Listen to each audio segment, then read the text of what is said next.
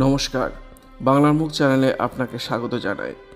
গত 26শে June Delhi AIIMS হাসপাতালে ভর্তি করা হয়েছিল ভারতের প্রাক্তন উপপ্রধানমন্ত্রী লালকৃষ্ণ আডবাণীকে।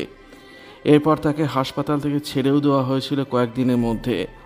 তবে সপ্তাহ ঘুরতে না ঘুরতেই ফের একবার হাসপাতালে ভর্তি করা হলো বিজেপির এই বর্ষিয়ান রাজনীতিবিদকে। রিপোর্ট অনুযায়ী ৩রা জুন বুধবার রাতে আডবাণীকে দিল্লির অ্যাপোলো হাসপাতালে ভর্তি করতে হয়। আডবাণীকে নিউরোলজি বিভাগে ভর্তি করা হয়েছে। হাসপাতাল সূত্রে জানানো হয়েছে তাকে ২৪ ঘন্টা পর্যবেক্ষণে রাখা হয়েছে। হাসপাতালের শীর্ষস্থানীয় নিউরোলজিস্ট ডক্টর বিনীত সুরির তত্ত্বাবধানে ভর্তি করা হয়েছে আডবাণীকে। ৩রা জুন বুধবার রাত ৯টা নাগাদ আডবাণীকে দিল্লির অ্যাপোলো হাসপাতালে নিয়ে যাওয়া হয়। তখনই তাকে ভর্তি নিয়ে নেওয়া হয়। সঙ্গে সঙ্গে শুরু হয় চিকিৎসা। তবে ঠিক কী কারণে আডবাণীকে হাসপাতালে ভর্তি করা হলোই তা স্পষ্টভাবে জানানো হয়নি। তবে পূর্ণাঙ্গ মেডিকেল বুলেটিন প্রকাশ না করা হলেও গভীর রাতে হাসপাতালের তরফ থেকে সংবাদ মাধ্যমকে জানানো হয় আপাতত ভারতের প্রাক্তন উপপ্রধানমন্ত্রীর শারীরিক অবস্থা স্থিতিশীল।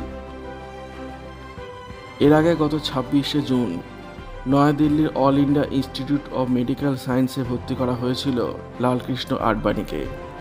সেবার হাসপাতালে জেরিয়াট্রিক বিভাগে ভর্তি করা হয়েছিল এই ৯৬ বছর বয়সী রাজনীতিবিদকে।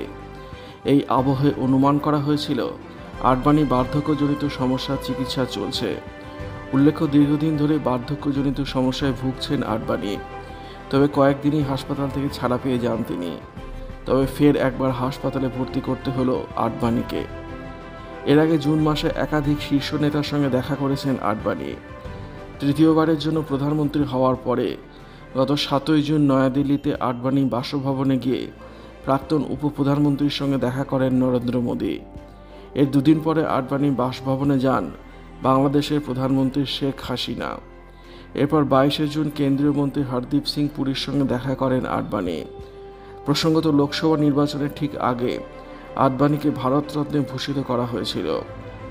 অযোধ্যার রাম মন্দিরে রামলালা প্রাণ প্রতিষ্ঠা করার ২ সপ্তাহের মধ্যে এই ঘোষণা করা হয়।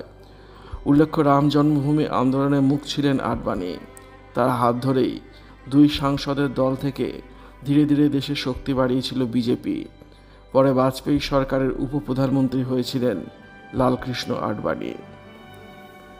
ভিডিওটা যদি আপনাদের ভালো লেগে থাকে অবশ্যই লাইক করবেন, শেয়ার করবেন, কমেন্ট করে আপনার মতামত জানাবেন আর অবশ্যই চ্যানেলটি সাবস্ক্রাইব করবেন।